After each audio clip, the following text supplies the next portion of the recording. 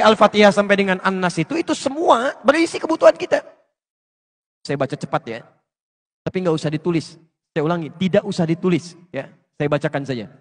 Misal, sebelum lahir, tadi kan ikhtiarnya Quran surah kedua Quran surah ketiga ayat 38 sampai 39. Keadaannya Quran surah 19 ayat kedua sampai dengan ayat ke-11-nya. Begitu dia mulai mengandung, bagaimana kandungannya supaya baik, Quran surah ke-7 ayat ke-189. Begitu dilahirkan, bagaimana supaya ASInya mengalir lancar, anaknya tumbuh menjadi anak yang soleh, Quran surah kedua ayat 233. Begitu usia 2 tahun ke atas, dia mulai belajar bagaimana supaya dekat dengan Allah, baik dengan orang tuanya, baik dengan tetangganya, Quran surah ke-31 ayat 13 sampai dengan ayat 19-nya. Kemudian dia mulai belajar supaya cepat menangkap pelajarannya, Quran surah 9 ayat 122. Supaya meningkat prestasinya, Quran surah 58 ayat yang ke-11. Kemudian dia mulai meningkat lagi pendidikannya, mulai mendapatkan teman-teman bergaul. Bagaimana supaya tidak bisa merubah keadaannya, supaya lebih dekat dengan Allah, tidak terjebak dalam pergaulan bebas, Quran surah ke-49 ayat ke-13-nya. Ada yang serius datang mau melamar, bagaimana menyikapinya, Quran surah ke-4 ayat yang ke-4. Terjadi pernikahan, Quran surah 30 ayat ke-21. Setelah menikah, bagaimana membagi tugasnya, supaya tidak gelisah dalam pembagian tugas, tidak saling menyingkirkan satu dengan yang lainnya, Quran surah ke-4 ayat 34. Setelah dia menikah, suami mulai mencari nafkah. Bagaimana cara bekerjanya? Yang standar ada di Quran surah kedua ayat 168. Kalau mendapatkan ingin yang lebih mudah lagi, Quran surah kedua ayat 172. Kalau belum berangkat, rizkinya sudah menunggu dia, Quran surah 7 ayat ke-96-nya. Kemudian dalam bekerja ini tidak mudah. Istri harus merawat anaknya, merawat rumah tangga. Kadang-kadang anaknya sulit diatur, mengatakan pada perintah ibunya, mengatasinya Quran surah ke-17 ayat ke-23. Itu dua-duanya sama-sama capek.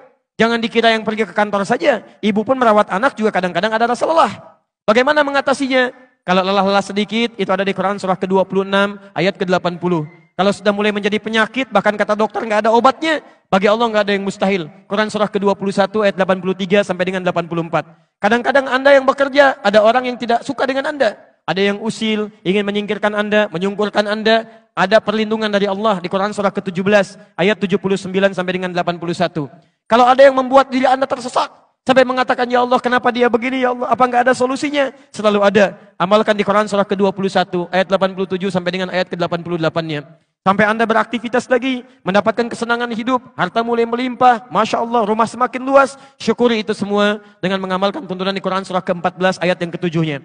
Tapi ketika datang ujian, tingkat ujian bisa macam-macam. Ada yang ringan, yang menengah, kemudian yang kuat.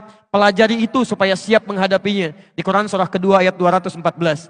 Solusinya di Quran surah ketiga ayat 142. Cara sabarnya di Quran surah kedua ayat 155 sampai 157. Sampai Anda terus berkembang, usia 40 tahun, orang tua masih ada, ingin berbakti pada orang tua, ada di Quran surah ke-46 ayat yang ke-15-nya. Sampai kemudian Anda semakin sepuh, mengatakan, ya Allah, apakah saya akan hidup untuk selamanya? Tidak. Satu saat kamu akan meninggal. Bagaimana cara meninggalnya ya Allah? Kamu akan kedatangan maut di Quran surah ketiga ayat 185. Maut itu datang lewat malaikat yang diutus. Quran surah 32 ayat yang ke-11. Bagaimana cara diambilnya ya Allah? Kalau kamu ingin tenang diambilnya, kerjakan amal soleh. Maka kamu akan dipanggil dengan kalimat yang menenangkan. Ya ayyatuhan nafsul mutmainnah. Quran surah 89 ayat 27 sampai dengan ayat 30. Tapi kalau kamu banyak amal salah, tidak ada amal soleh, maka panggilannya akan sedikit menegangkan. Quran surah ke-8 ayat ke-50 sambil dipukulin malaikat. Ya Allah, saya telah mengalami malam pertama di alam dunia. Bagaimana malam pertama di alam kubur? Apakah menyenangkan atau ada persoalan?